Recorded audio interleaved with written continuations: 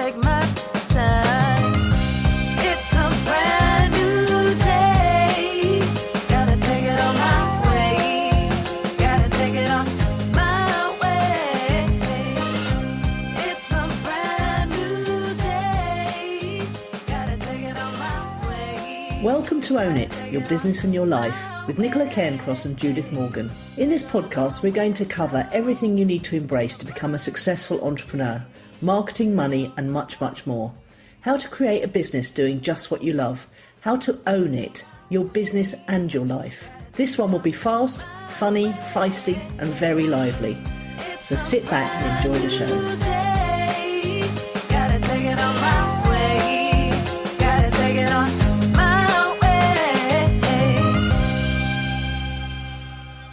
I've got a public service announcement for our listeners. Anyone in America at the moment can simply text Own It Podcast to 33444 and they will end up with both of our fabulous free gifts that we give away to subscribers to our mailing list, and they will get to go onto both of our own mailing lists so they can see how we do our marketing. We do it very differently, don't we? But, you know, if you see how each person does it, then you can choose the way that suits you. So, because a lot of people listen to a podcast out and about, they're not near their computers. They can't go to ownitthepodcast.com and subscribe to our mailing list, but they could just text Own It Podcast to 33444 and find out all about us and get some lovely free gifts. Okay, so let me ask another question. You said only in America. Is it coming to the UK and Europe? I would imagine so, very quickly, yes. A very high proportion of our listeners are in America, so do you lovely Americans text Own It Podcast to 33444 forthwith. Okay.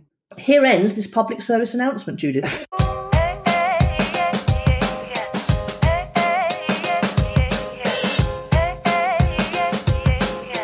Right, so Shoreham by Sea calling London. Come in. Hello, Shoreham by Sea. It is London EC. Yeah, it's a very lovely day again today, isn't it? We're blessed with the weather. It's a lovely day here. It's a clear blue sky. Earlier there was this really fascinating sky with little tiny little white bits, lots of them. I don't know what you call that, but it was nice. What's the name? Cirrus, cumulus? No, tiny little ones. I don't know what they were. I mean, I've got little sort of puffy ones now. I'm not quite sure what they're called either, but they're more normal. This was something that you don't see very often. But anyway, it's gone, so I can't describe it to you. You have to go on a website and find what it's called now, because I'm intrigued. If I see it, I will do that, yes. So I'm back. I'm badder than ever. I got back yesterday morning, which, as you know, caught me by surprise because I thought I'd be coming back Monday, but you always forget about that overnight thing, don't you? Well, try and remember the Nicola, with America, it always works like that.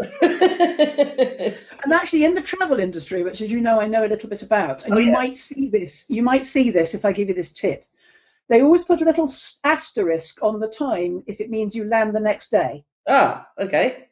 Keep an eye out for an asterisk. It means, hello, there's an overnightness involved here. Okay. Well, I actually watched three films on the plane. That's how I got through 8 not to 9 hours. It was shorter coming back than it was going. But I watched 3 films. I watched Wild, which I know you're very keen on the book. Yes. Yeah. Really enjoyed that enormously. I suspect the book's better. It felt like they were leaving lots out. Yes, the book is better. The film is nice, yeah, but the book has got more texture to it. Yeah. I also watched Interstellar, which was really, really good. I loved Matthew McConaughey. Is it in that? Yes. McConaughey in that. And then, good God, the third one's gone completely out of my head. Jupiter Rising, load of old rubbish, but fun. Yeah. That was on the way out. And, the The Theory of Everything. Yes, that's good, wasn't it? Oh, I love that. That was really I know. Good. Yeah.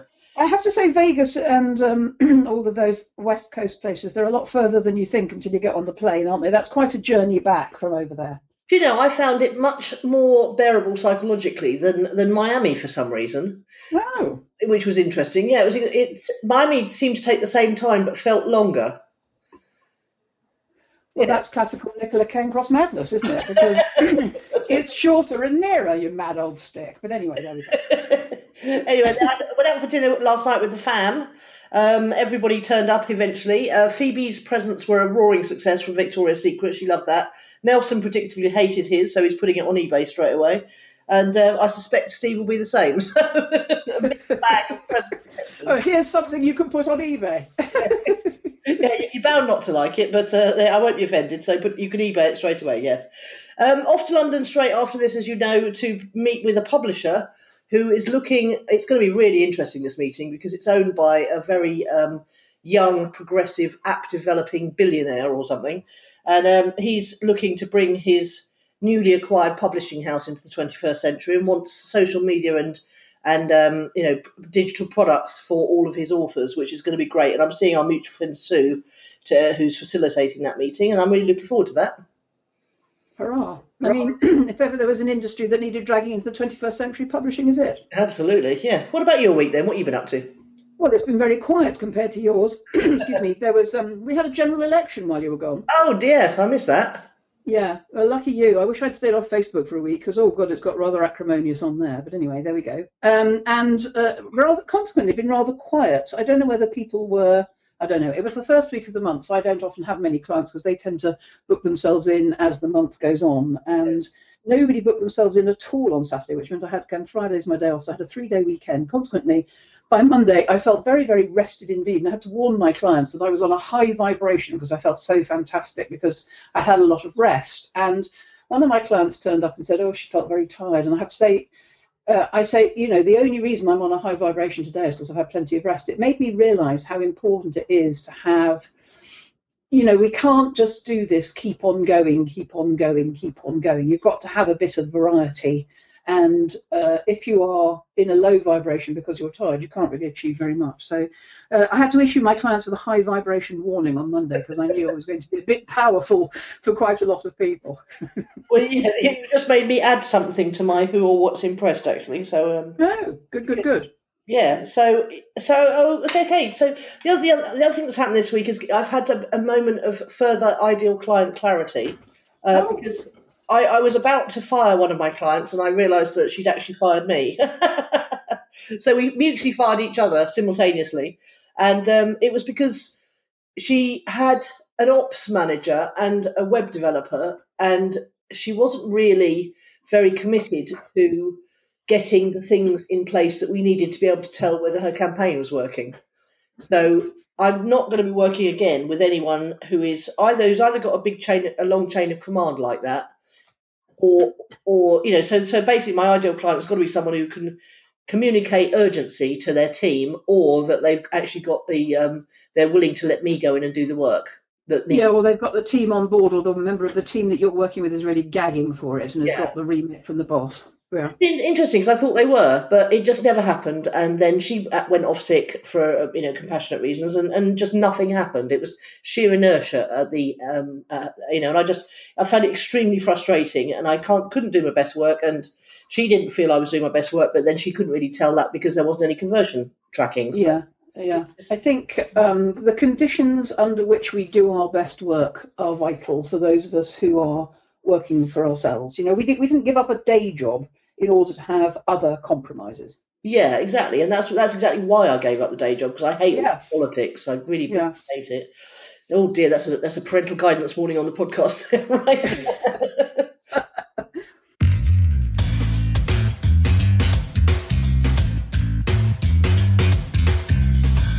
So, what's fueled your fire this week? Well, I've started a new group which is called One Thing.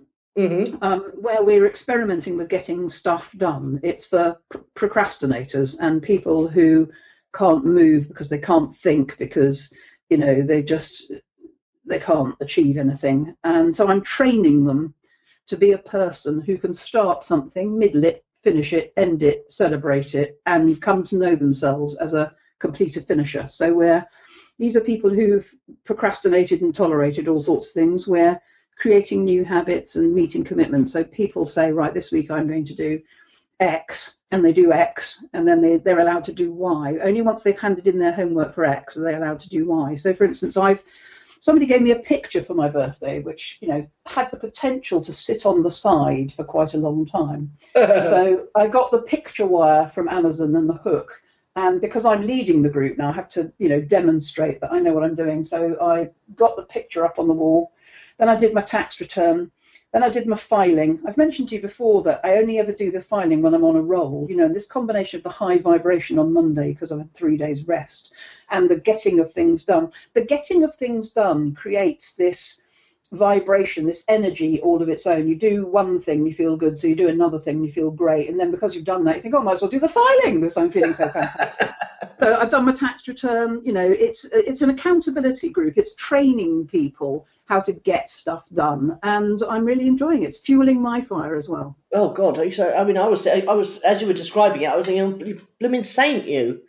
Because you're right though. You have to lead by example, don't you? And people do get into that habit of achieving things, even if they're little things. One of my mentors used to say, if you made a list of all the things you have to do to get yourself up and about in the morning, starting with getting out of bed, going to the loo, cleaning your teeth, you would actually, ticking off all those things that you do automatically would make you have a sense of achievement, which then would roll on in exactly the way you're talking about. There is a little bit of a buzz that comes from ticking things off, I agree. And it's rather counterintuitive and bossy compared to the way I often work, which gives people a lot of room and, understanding and so forth. But, it's in my DNA to be very organised in this way. And, when I said I'd done my tax return on I don't know what it was, the 9th of May, people said, oh, goody two-shoes. But no, I've done it. It feels great. I'm not going to be doing it next 31st of January. And I can tell you now that accountants don't want to do their entire client's workload in the month of January. So I'm going to be, they're going to love me around at my accountant's office as well. So I just think that there is sometimes a reward that comes from getting stuff done. But more importantly, it's a sort of how good you feel about yourself, which means you can start to tackle things which are a bit harder. Yeah, and two things there. I'm actually meeting my accountant immediately after this call, and he's already saved me £6,000 on one of my tax years from some advice he gave me. Nice. This is my future brother-in-law, so he's well in the books. And and also I definitely saw that when I was away, because I've been away with a bunch of very high achievers indeed, and basically they weren't there unless they were on a leaderboard for a promotion that happened last year. And even it was divided very much into there were still people who hadn't done things that they said they would do last year, and there was quite a lot of inter mastermind coaching going on, and it was the people who definitely had a clear sense of the next one thing they needed to do in their business that were more successful than the ones who were. Well, that's interesting. You've shown me up no end there, because I called the group One Thing, because irony of ironies, the person who took longest to make up her mind what her first one thing was going to be, in the end submitted two. And I knew that would be the case, that people come with these big lists, and part of the reason why they get nothing done is because they won't do the first one on the list. Yeah. So, I'm trying, it's like training dogs in a way, or some kind of, dog training. Well, you know what I mean? Where we're trained to do stuff, children, or I don't know if you train children, but you train animals, don't you? It's a bit like we're retraining I'm doing these audios and videos at the moment, which are about the neuroplasticity of the brain and how we can change our minds, literally, about who we think we are. And I think with this training, I can change people's minds. They say things like, I'm a procrastinator, or I'm a whatever it is. They've made up their minds they are. I think we're, typically entrepreneurs do like to be all over everything at a time. And it seems rather counterintuitive to them to pick one thing and finish it. Yeah. But we're all great starters. But there's no money in starting. The money's in completing. Absolutely true. There's a great book actually called I think it's either called One Thing or The One Thing. Oh. That all of the startup people are reading, and it actually caused someone, I can't remember exactly who it was now. It caused someone who had started a very well-known company, which is obviously the name escapes me, to stop, to sell his share in his company and go off and do his one thing, because he realised that he wasn't the thing he was doing was very, very good and very, very rewarding and really working, but it just wasn't his one thing. Oh, that's interesting. And actually, that brings me on to my challenge of the week, but we won't go there yet because we haven't done what's fueled your fire.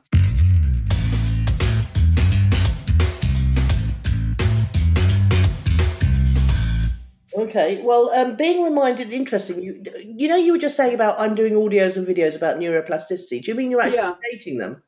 No, I bought into a little program over the weekend that comes with a 60-day guarantee and that things will change and that my brain will be rewritten. So I'm doing them every day and thoroughly enjoying doing them. And I know you've done some subliminal type stuff in the past, haven't you? Yeah. So I'm as part of the one thing, that's one of the things that's allowed in the group, is to have a daily commitment, and my daily commitment is I'm going to do this thing every day for 60 days and see if it makes a difference, because if it doesn't, I'm allowed to claim my money back. Not that I will, I think, because it was $47. But carry on with your point.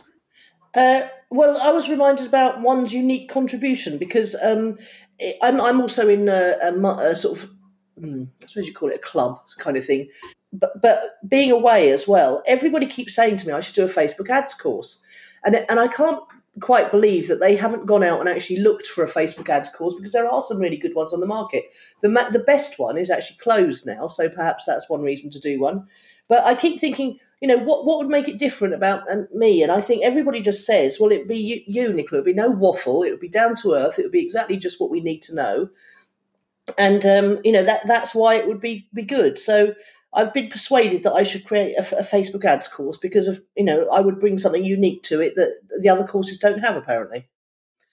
So that was quite nice. I'm interested in that. I'm in two minds about that, because I think what they're telling you is true. I think it's a shame that the one that you said is closed, because if that's the best one and you liked it and you learned from that and you could recommend it and make an affiliate commission, that's a faster route to achieving that. I'm not sure I believe that we should do everything ourselves if there's a great one out there already, but if it's closed, that's a shame, isn't it? Well, also, I would do it differently, because there was an awful lot in that one, and I don't think most people would be as diligent as me about going through it. There was something like 84 videos in that one. Yeah. And most people just wouldn't go through them all. I really, really wanted to learn the topic, and I wanted to learn it thoroughly, so I did. When I'm really, dedicated to something, I really apply myself. But I know a lot of people would look at that and think, oh, blimey, that's far too many for me. Well, So, I think they will in yours, which is a good thing, because I think we both know, don't we, that I think that a hidden benefit of you creating your own is that some people will buy that, and in the end they'll still say, oh, Nicola, can you do it for me? absolutely, yeah. So it would be a good front-end product for my website, and it would be a good downsell from clicksandleads.com. Yeah, so what are you thinking you might charge for it?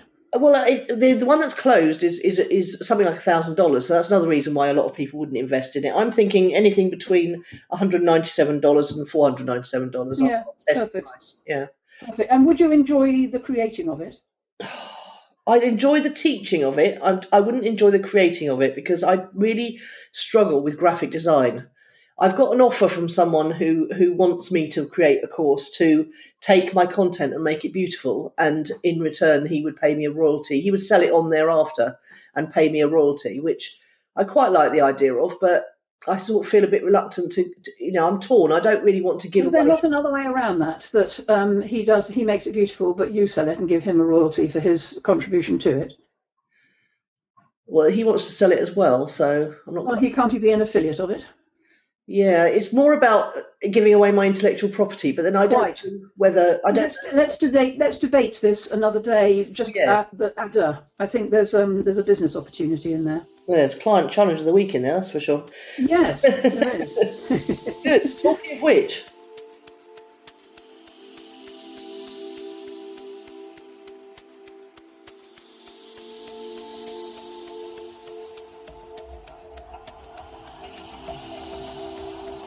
A word from our sponsors. This podcast is sponsored by clicksandleads.com. Clicksandleads.com believe in affordable traffic and leads for everyone. They'll set up your Facebook ad campaign, page likes, leads or remarketing, then they'll manage it for you.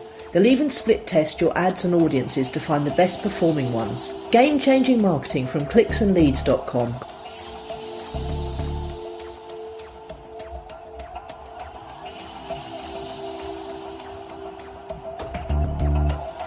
Yes, well, today's is a rather strange one, actually. We're going to do some imagining. Okay. What? I'm going to lay out a scenario to you. You're a busy person. Time is at a premium, and life gets in the way. You may or may not have a day job, full-time or part-time, and/or a family, or be a single parent, often of small children. You might have small windows of time to work on your business. So that covers both you or me, because when we both started, I had a part-time job 2 days a week, and you had small children. So we can both remember how it felt to be this person. You might be compromised by health issues and challenges. You might perhaps be doing a bit of self-discovery or soul searching, but you either want or need to earn some money. I'm going to reiterate that time is short, and you also want to have a nice life for your children, your partner and yourself, and to have some leisure time. Balancing the things you do for money now, so your day job, part-time or full-time, or the thing that you're doing now, which is less than ideal, balancing that with the project that you want to create. You've got some ideas, often too many. That brings you to my one thing. You've got some aptitudes, online and off. Sometimes you refuse to focus, and you have a potential to self-sabotage by some or all of the above. So imagine that's you, Nicola, or me. Let's imagine that's us. We're working alone. So where do we put our focus? There's so much to do, so little time. Is what I'm doing now achieving the desired results? Who can we offer these people up to as role models? If that was you, busy. So one of the challenges somebody offered me last week was, life keeps getting in the way. And I can think of most of my clients, one's had a child in hospital. One's husband had a car accident and broke his hand, which meant he can do less around the home than he used to. I'm thinking of another person, I can't remember what their challenge has been. Oh yes, they've been so busily supporting one of their clients who's in a life or death situation that their own health has been compromised. As I said, the lady that turned up and said she was tired on Monday. It's such a lot of work to do, isn't it, for one person with all of those challenges to create a living working for themselves. If you were starting from scratch with all of those challenges, or some, the majority of those, let's say you've got 2/3 of those, what would you do? What's a fast and effective way to set yourself up earning money self-employed? Is this about the time management, or is this about what would you do? What's the fastest route to the cash? What I wrote down first of all was working solo, where to put the focus so much to do so little time. So if you're a woman, let's say, and they're not all women, my clients, they're men, and so the men, for instance, might have a full-time day job, so they're doing it in the evening and weekends. The women probably got a part-time something that they do to pay the bills, and then by the time I remember this in my accounting days. By the time the mums had dropped the children off at school and got to work and sat down and sharpened their pencils, God's teeth, it's 2 o'clock. It's time to get up and go and fetch the children from school. Do you know what I mean? If you are short of time because life is busy, what's an effective way to create a self-employed living? So what I'm saying is, let's wipe the slate clean. Forget that you're in love with your business. Forget that I'm in love with mine. We're starting again in 2015. We're younger than us. We're probably 35. What would we do? Well, okay. One of the things that's been brought home to me very clearly from being in this mastermind is that there are certain markets that are bigger and hungrier than others. Oh, good. And I hoped you'd come back with something like this. Yeah. and it's quite shocked me. I flew out and flew back with the boys who own the Law of Attraction page on Facebook and the lawofattraction.com website. And I was saying to them, how did that go? Because you don't strike me as the kind of boys who'd be into the law of attraction. They said they've got more into it as they've gone along. Funnily enough, the law of attraction has found them as a result of having this domain name and this page name. And they got to a point where they remember the tipping point very clearly, where it got to about 17,000 likes. They were just putting stuff on the Facebook page and they were just sharing stuff, and they didn't really think of it as a business. They sort of had half an idea it might grow into. Right, just breathe for a second. I want you to hold that thought about the 17,000 likes, okay? Because I want to return to that point. Okay. Keep going. And they realised when it got to about that it suddenly started taking on a life of its own. And I think that's one of the things, and now they're at 1.5 million likes, by the way, and anytime they send an email, they can drive 35,000 clicks to anything, because their mailing list is just so huge now. But it forcibly struck me that they were playing in a much bigger pond with a lot more fish than I have been, with internet marketing or even Facebook ads. And I'm not saying that I'm doing it wrong because I'm focusing on something, it's my one thing. But if I was starting again from scratch, I would definitely be looking for a much bigger pond than I have hitherto. And I would be And this is just, this is why it's so frustrating for the people that you describe, because it all sounds so simple in retrospect, and it doesn't feel like it helps when you get this kind of advice. And I remember how I felt when I used to do this. That's exactly the point you've picked up. You've divined the exact point I was going to, which is, so this was prompted by a client who decided that she was not the woman you think I'm describing, another woman who decided she was going to share a few videos on Facebook. And then after about a week and a half, she went, why am I doing this again? And it also speaks to your man, the content machine, doesn't it? Because you can create content and it grabs the attention, but when you're starting out and you're creating your first few bits, you don't think you're ever going to make 17,000 likes, do you? No, you don't. And so you don't ever reach that tipping point. And I've got a client who's a graphic designer, and she's struggled with health challenges, just like you'd say. She's had depression. Yeah. She's got a job that's coming to the end, coming to an end soon. And she came to me. Her dad paid for my membership on my mentoring because she just wasn't getting anywhere, and constantly every single week she's giving up. I have to really bully her to keep going because she says, "Oh, I run some Facebook ads. I'm not getting any likes." I said, "Well, you see, that's the other thing is they want that return so quickly, Nicola. That's you've actually got to exactly what I'm worried about for my clients, actually, which is they want to see." They need to see money coming in from it too quickly. And it's quite difficult to say, keep the faith, keep creating content, keep doing all of this stuff. And they lose the point with it. Why am I doing this when it's not bringing me a return? It's all about, you only ever make money if you create value for people. Yeah. And you only create value for people by creating output rather than input. Yeah. And I had that pinned up on my wall for a while because it's very easy when you're depressed or discouraged or not feeling like you're getting anywhere to forget about output.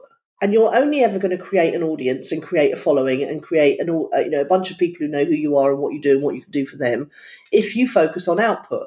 And yes, that's really all you've got to focus on. But the most unsuccessful people are the ones who are reading everybody else's emails, everybody else's blog posts, sharing stuff, but not focusing on output themselves. Yeah. And I heard James Schramko say the other day, the people who are the most successful are the ones who are sending emails, not reading emails. Yes, you said that before, and that is good. Yeah. So I think that just from a point of view of a time challenges, the one thing you've got to do is get bigger, even if you aggregate your 3 to 5 hours a week into one chunk of time, you've got to somehow negotiate a bigger chunk of time because you're not going to achieve anything in 5 1-hour blocks. No. You might achieve something. You might achieve more in 3 hours than you would in 5 1-hour blocks because there's something about our brains when we switch activities, when we're multitasking, when we've even got too many tabs open on our browser, we're not in flow. We're not working in flow. We're not creating something. We're not finishing something, as you say. Yes. And I find that it's impossible for me to create something unless I block off big blocks of time in my diary. I just can't do it. Yeah. But actually what you're saying, go back to the law of attraction market. You said markets. So were there other markets that you were fascinated by? Well, I'm very fascinated by the size of this personal development market generally. Yeah. I think, it's like 100 times bigger than the internet marketing market, and that's big enough. So I think you've got to really think about, and also think about which market you're passionate about. Who do you really want to help? Who do you really want to bring value to? Some of these women that I'm thinking of are very much in the personal development space. Some stuff which sounds possibly airy-fairy, but actually isn't, I don't think. You're saying that that is a viable market. Well, it's a lot more viable than I thought it was before I went to Vegas, that's for sure. Well, that's very interesting, isn't it? Yeah, I mean, I was out there with Bob Doyle, who's actually one of the featured people in the film, The Secret. Yes. And he's a good man. We've met him before, you and I. He came and admired your book at Excel once. Do you remember? No, I don't. How marvellous. I might be getting it. I think he did. I think we met him once before, actually. Well, he was a very, very nice man, and he's with a lovely lady who oh, I'm so bad with names. I do apologise if anyone's listening. Really got on really well with lots and lots of people who are in a market that I don't personally resonate with. But I do, Nicola. So Yeah, I we know need to you have a do. chat about this. Yeah. Yeah, Well, I know, and the thing is, they've all got these monster followings yeah, because and we've got mutual friends who work with people who've got monster followings as well. Because yeah, yeah, people are seeking for answers. They're seeking for happiness. They're seeking for success. And if you can position yourself as someone who can help with those things, entertainment, as I say all the time, happiness and success, and that is, and really, I've started a page on Facebook called Success Follows Happiness because I've found that out to be true myself. So I'm edging into the personal development space because I just can see it as such a huge marketplace. But yeah, you've got to yeah. bring your unique contribution, as said earlier in my Yes, fire thing.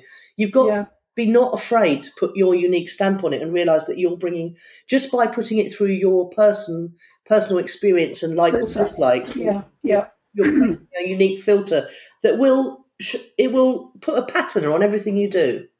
That's very encouraging, actually, because quite a lot of the people I'm thinking of are in that area. And they're probably thinking, oh, what can I bring to the table? It's all been done before. Yeah, And they're having the same feeling that I have about the Facebook ads course. But you've got to just realise, Thomas Lennon said this first when I first went to my first ever coaches conference in Las Vegas, funnily enough. And I remember he said, don't worry about it because your unique experience, your unique life, your unique take on things, the books you've read, the films you've watched, all of that will put something unique onto it. And sometimes it's like those people in the room that keep telling me they want me to do this course, or the people in the forum. They don't want to go and find other courses. They want to learn from someone they know, like, and trust. yes, good point. So that's all about building your audience and letting people know you. Yeah, So yeah, I would definitely look for a big market. It doesn't have to be huge. Internet marketing is a big enough market to make a living in for sure. But personal development is a much bigger market, and learn to. We're preempting my who or what's impressed really, but I could bring it in here, which I've got a second thing. Dan Priestley's just brought out a book called Oversubscribed, and it's the third of his books. I really recommend anything by Dan Priestley. And the Oversubscribed is all about how to make yourself stand out from the crowd, how to become oversubscribed with clients, how to not be me too, and how to find a tribe of people for whom you can deliver exceptional value and have them clamoring to buy more from you.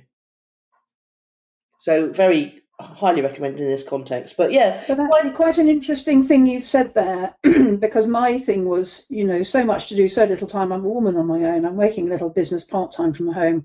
Where would you recommend if we were starting again, we'd start? And the answer is in the personal development sector.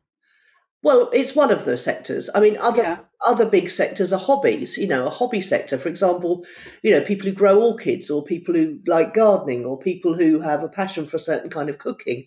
There's a lot yeah, of people in the world who want to learn how to cook Italian food well than there are who want to learn to be an internet marketer. yeah. That's interesting, isn't it? Yeah. So don't overlook the hobby market, the passion. You've either got to solve a pain or add value to a passion. And if you were going into the hobby space, would you go video? I think whatever you do, you've got to go video, even if it's just you in the corner of the screen with talking over a bunch of PowerPoint slides. Because I hate talking straight to camera. I'm rubbish at it. I can't remember what I'm going to say from 1 minute to the next. But whatever you do, make it multimedia, video, audio, and reading. And starting from video is a very efficient way to do it, because then you can strip out the audio and get the video transcribed. So the clients that I've got who are deciding, they're in the personal development, they started to make videos, and they're saying to me in week 3, I'm not quite sure why I'm doing this. So my advice is keep on doing it. Is not too far of the mark, is what you're saying. Absolutely, because they're the other thing about video that's incredibly powerful is it makes a personal connection with you and the viewer. Yeah, yeah. And how else are people going to get to know you if not through watching a video? I mean, think Yes. about the people we know in the coaching world. Chris Barrow, Bernadette Doyle, who else is there? Nicola Bird. There's some really good people in the personal development space. What makes them different is that they're talking to me directly from the camera, and I can see the whites of their eyes. I can tell whether I like them or not. It's almost irrelevant what they're saying sometimes. So video is good. Good, that's good. So the person I had in mind, who shall remain nameless, you've given me 2 good pieces of advice that will really help her, actually. So that's good.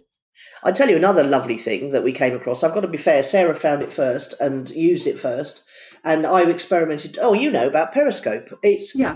Sarah was saying that she was sitting on the beach the other day, just periscoping from the beach, and there was something like 140 people talking to her at any one time. So if you want to get into a brand new technology that's really easy to use, you can use it from your phone, doesn't need any special equipment, and it's a way to get you in front of an audience that will resonate with you immediately and get some when you're periscoping, which presumably means videoing something and sharing it with somebody, and that you've got 140 people talking. What I couldn't work out last week when we were experimenting with it is, how do you talk back to them if you're creating the content? How do you at the same time communicate with those 140 people? Well, you do it on the fly. So as you see a response, you respond in the moment. The whole point about Periscope is it's all about what's happening now, but you can set the settings so that it downloads your video to your device so that you've got the use of it later. Yeah. It only stays on. I think I would find it quite hard to be videoing something and typing on the little screen to the 140 people who were talking to me. Well, that's why if you're going to do that and you find that difficult, then do what we had, which was have Sarah in the background who was replying to everyone while we were talking. Yeah, well, you see, I would love the replying to bit, actually. Sorry? I would love the replying to bit. I actually like to be talking to the people. This only works for me because I'm talking to you. If I were here by myself, it would be impossible. Absolutely true. Yeah, I couldn't do it on my own either. Well, how about the fact that you use Periscope perhaps to create Ask Me Anything sessions? I'd love to do that. Yeah. Well, there you go. I'd love to do that. Well, you have your live call-ins. If you could have a live Periscope in, and anyone who's an expert in one of your clients who's got an expertise or a knowledge or a passion for something, they could do exactly the same. And if you did it at the same time each week, then you'd be creating content for your website, your blog, your YouTube channel, etc., so your Facebook page, your Twitter account. But you'd also be getting yourself in front of a very engaged audience in the moment. Yes. Oh, I'm talking myself into it as well.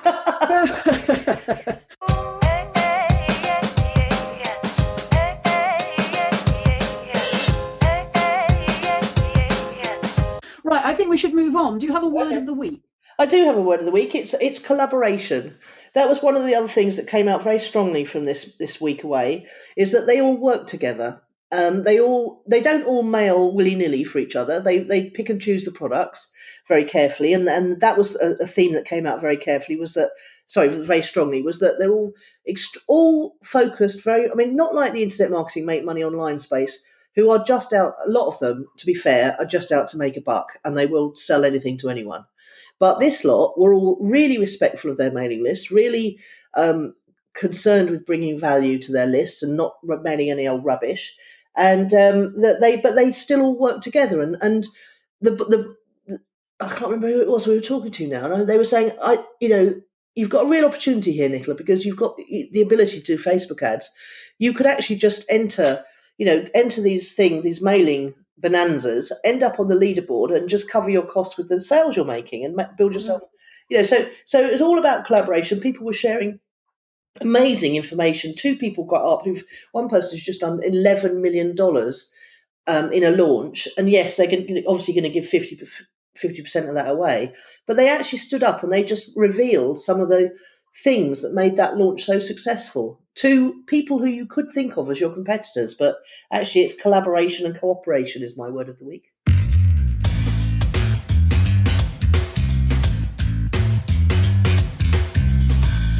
Mine may look like it's the opposite of that, but mine is a follow-on from Client Challenge of the Week. My word of the week is self-starter. I always feel that because I am a self-starter, that I have some kind of unfair advantage. I've got kind of inbuilt passion and enthusiasm, and I never put off by self-doubt. Maybe that's a tragedy in some respects. It's not that I'm overconfident. It's just that if I have an idea and I'm started on it, I'm most unlikely in week 3 to go, why am I doing this again? I'm a self-starter, Nicola, and I just think that however that got into my DNA, I'm very grateful for it. Yeah, I agree. I'm a self-starter as well. I just get up and do it and don't worry about whether it will work out or not. I think it's something to do with optimism as well. We always expect And to also, I work think out. being reasonably robust. I think we're quite sensitive, but quite robust. I mean, quite a lot of my work is encouraging people to just crack on, just have another go, just keep at it, keep experimenting. It'll be all right. That kind of stuff, almost like parenting in a way, which is because they are more anxious than me about what will people say, how will it look, what if it doesn't work, what they tell me a lot about what might go wrong, and I don't think enough, if at all, about what might go wrong. I went through a phase where I worried endlessly about what might go wrong. I mean, I didn't start my own digital agency until Neil came along, and because I was, I had a list of about 20 things that could go wrong, and yes, I experienced this a lot with my clients as well. So we are very, very lucky, and I think that's why they pay us, Judith, because they want the energy. They want some sort of transfer of our energy and our Yes, I've always known that thing about energy, actually. Yeah, we're lucky with that. So you said you clearly got more than one thing in Who or What's Impressed, because you've told us about Dan Priestley's book. Have you got something else lurking in there? Have I mentioned sleep cycle to you yet? Only in passing, to the extent that I've seen you chatting about it online with Sarah and things, I think. Tell me about it. It's an app, isn't it? I think it's completely cured. I think it could completely cure jet lag, among other things, because I can't remember how I came across it. I think I when I go away, I don't like to have naps in the afternoon, and I realise that this time I ought to do that. But the thing that puts me off having naps any time in the day is that when I have to wake up from a deep sleep, I really feel terrible for at least half an hour afterwards. I really dread it, the whole thing. But with Sleep Cycle, it's an alarm clock that monitors your sleep patterns, and it wakes you up in the half an hour. Yeah. It wakes you up in the good bit to be woken up in. Exactly. And so I went to sleep several times in the day out in Vegas, and I was able to wake up and feel fine. All right, I need to ask a question. Yeah, go on then. How does it monitor your sleep? Are you plugged into it in some way or another? Now, what you do is you set it up and you put it on your bed face down, and then you toss and turn, while you're awake, as if you were asleep. And every time it detects a movement, it makes a noise, so you can tell where the optimum place on the bed is for it. But it's usually near your pillow, but face down and not under your pillow. So once you've set it up and it detects your movements, it then monitors your movements during the night, and it's absolutely fascinating. It gives you a graph of and a percentage quality sleep, which you feel remarkably pleased with yourself in the morning when you've had a 91% quality sleep, and you've cycled through the REM and the deep sleep and all that stuff. But yesterday I came back and I was falling asleep on the sofa actually, and Sarah said, go to bed. So I went to bed, and I knew Phoebe was coming at 3:00, so I set it to wake me up at or before 3:00. And I woke up, and just felt fine. And so I got a really good sleep. I woke up feeling fine. I went out with the family last night and then came back and went to bed. And I set it this morning because I knew we were talking at 10. I set it this morning because I wanted to get ready to go to London first, at or before 9:00. And I woke up at actually 6:45, and I felt like I was completely back to normal. And is it a paid for one or a free one or what? It's a free app initially, but you can pay for it to get more insights and graphs and things. Okay. It's got really geeky. But I got Steve onto it, and he doesn't sleep very well generally, and he gets nightmares in the deep, because you have your nightmares in the deep part of your sleep apparently. Yes. So, we're swapping. This is hashtag old people's fun. We're swapping our sleep cycle graphs. But no, my niece, when she was very little, my firstborn niece, who's now 28 next week, when she was like little, 1, 2, and 3, the thing she really hated was waking up. She would cry when she woke up. She hated waking up. And there was always a bit of a drama about, for the first 20 minutes after she was awake. Obviously, once she was awake, she was fine. I don't really like waking up either very much, to be honest with you. No, you like a good snooze, don't you? Oh, I do. I love a snooze. Yeah. Well, I'm a born again daytime snoozer now. I know I can go to sleep and wake up. Well, quite a lot of very successful people in the world have mastered the art of napping. Winston Churchill and Mrs. Thatcher for 2. Yeah, my ex-husband, the minute he got on anything that had an engine attached to it, was off like a light. He just couldn't. Like small children. Yeah. He said he often gets woken up by the aeroplane taking off. So he's been asleep already before it's. Oh, well, certainly when I go to my Caribbean island and we take off from London at 6:40 in the morning and go for an hour to Paris, I do fall asleep and start snoring quite loudly almost immediately on that one. The sleep cycle, yes. And what's impressed you then? Well, I'm going to share something that came to me via Denise Duffield-Thomas from a man who I think you might have interviewed. Have you interviewed somebody called James Wedmore, or am I hallucinating now? I haven't, but no, Have you heard of him? I came across him this week, funnily enough. Did you come across him from this thing, Powerful Money Attracting Exercise Works? That's the blog post, jameswedmore.com/Powerful Money Attracting Exercise. I'm going to share that with you. I shared it with my clients on Saturday in all of my groups, and we've had a lot of fun with it. So this is how it works. Every time you make a transaction or pay for something, try to imagine where that money will go as you send it out, and imagine how it will be used by others. The more you visualize and grasp how your transaction is directly impacting others, the more empowered you'll feel. It's that simple. So one of my clients, her dad's been in hospital for a few weeks, and she's been driving her mum a couple of counties north of London. And she went to hospital on Saturday, nipped down to the canteen, bought a cup of tea for 90p or something, and tried this. And immediately her father gave her £50 for the petrol money. Then she went home that night, ordered a Chinese, tried it on the Chinese, visualizing, you know, who, where you spend the money, where it goes, what good it does, and won 50 quid on the lottery. And then on Monday night, she filled the car up with petrol and went to Waitrose for supper. And while she was doing the visualizing, her husband phoned to say they'd just had the most spectacularly successful hour in the office ever. His business is selling things on Amazon and eBay, and he'd made multiple sales of their highest selling item or something. And I tell you what this reminds me of. It reminds me of double entry bookkeeping. What people in the real world do is they believe that when they pay a bill, money goes out and that's all there is to it. But actually, when in double entry bookkeeping, when money goes out for electricity, electricity comes in. The double entry is money goes out, electricity comes in. Money goes out, rent, rent, space, mortgage. Paying your mortgage or your rent gives you accommodation for a month.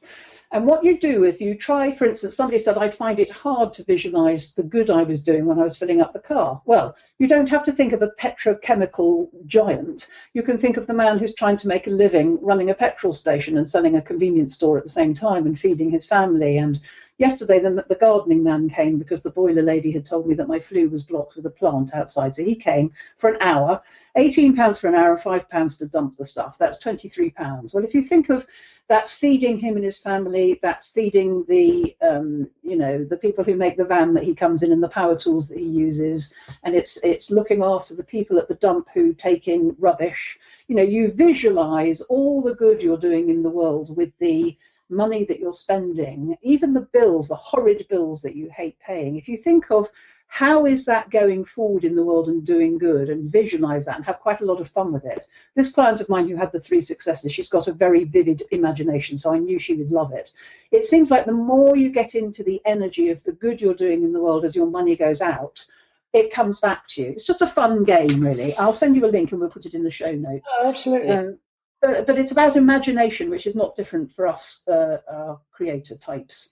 Do you know, Jill Fielding used to talk about that, about how she used to, every time she wrote a cheque, she used to feel happy and glad that she was able to do that, and that it was doing good in the world and she was putting something to the economy. I like the idea a lot. I tell you why.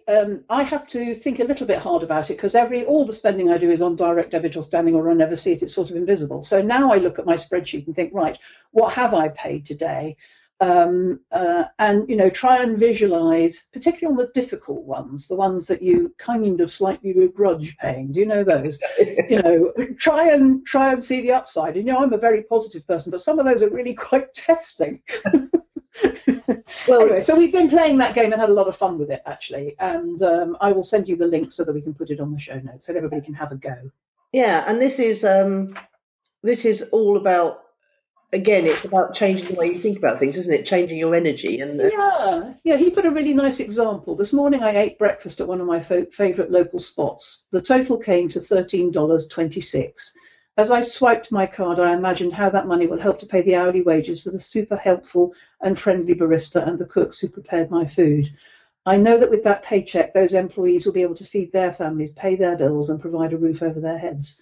I also know that my transaction helps to keep the economy going, and the restaurant staff now has more money to spend with other businesses who will now profit more. I also know that a portion of my bill goes to the rent of the building we're in, and even keeping the place in business so I can come back again and again. So it's really an exercise in imagination, which I think is, I mean, you can make it up, it doesn't really matter. It's a vibe, isn't it? It's a vibration again. Yeah, absolutely. And seeing things as an investment in not only yourself, but lots of other people rather than an overhead. Yeah, and seeing as it's not just money going out. You know, we can get into that resentment of, oh, God, more money, paying more bills. It's not just that. It's where that money goes and how other people spend it, how it travels around the world. Isn't it funny, though, how things come to your, it's a zeitgeist, isn't it, when things come to your attention, that I came across that in the same week as well, I suppose it's not so weird when you think we're connected on Facebook and we're probably looking at exactly the same stuff. I just think we share the things that speak to us, and I think that one was likely to speak to both of us because it's a sort of money gym type exercise, isn't it? Yeah, very much so. Like it a lot. Very nice. So we've rattled through another wonderful week. And we're doing all right still in what's hot in iTunes. We were up to the top 50 last time I looked. So Marvellous. If anyone is listening who hasn't given us a review yet, I'm going to be completely shameless and ask you to give us a decent review on iTunes. There's a little video on our website that will show you how to do it, because it makes a huge difference, the reviews, in our position, and obviously we can attract more lovely people just like yourselves to listen. And if you're in America, don't forget to text Own It Podcast to 33444. Thanks, Judith, and I'll see you next time next week. Yeah. Off you go to London, love. All right then. Bye. Bye. It's a brand new day. You've been listening to Nicola Cairncross and Judith Morgan. Do come and visit us at ownitthepodcast.com. We love to hear your feedback. You can find out more about Judith and visit her on her website at judithmorgan.com, and you can find Nicola at nicolacairncross.com.